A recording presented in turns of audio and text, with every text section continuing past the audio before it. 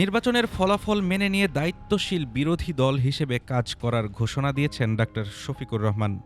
শুক্রবার দিবাগত রাত 1:44 সামাজিক যোগাযোগ মাধ্যম ফেসবুকে দেওয়া এক পোস্টে এ ঘোষণা দেন বাংলাদেশ জামায়াতে ইসলামীর আমির ডক্টর শফিকুর রহমান। ফেসবুক পোস্টে তিনি বলেন, শুরু থেকেই তারা একটি স্থিতিশীল ও কার্যকর গণতান্ত্রিক ব্যবস্থার প্রতি প্রতিশ্রুতিবদ্ধ ছিলেন এবং সেই অবস্থানেই এখনও অটল রয়েছেন। সামগ্রিক নির্বাচনী ফলাফলকে স্বীকৃতি দিয়ে আইনের শাসনের প্রতি শ্রদ্ধা জানান তিনি। ডাক্তার শফিকুর রহমান তার সোশ্যাল মিডিয়া পোস্টে লিখেন, আমরা নীতিবান, দায়িত্বশীল এবং শান্তিপূর্ণ বিরোধী দল হিসেবে দায়িত্ব পালন করব। একই সঙ্গে সরকারের জবাবদিহি নিশ্চিত করে জাতীয় অগ্রগতিতে গঠনমূলক অবদান রাখব।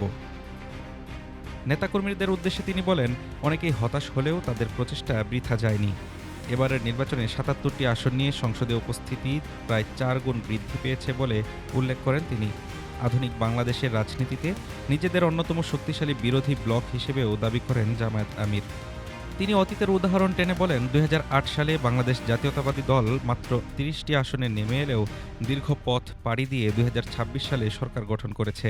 গণতান্ত্রিক রাজনীতি একটি দীর্ঘ প্রক্রিয়া উল্লেখ করে ভবিষ্যতে মানুষের আস্থা অর্জন ও ক্ষমতাকে জবাবদিহির আওতায় আনার প্রত্যয় ব্যক্ত করেন তিনি। নির্বাচনের ফলাফল ঘোষণার পর রাজনৈতিক অঙ্গনে যখন নানা বিশ্লেষণ চলছে, ঠিক তখনই ফলাফল মেনে দায়িত্বশীল বিরোধী রাজনীতির ঘোষণা দিল জামায়াতে ইসলামীর আমির। এখন দেখার বিষয়, সংসদে তাদের ভূমিকা কতটা গঠনমূলক ও কার্যকর হয়। Desk report, Dhaka today.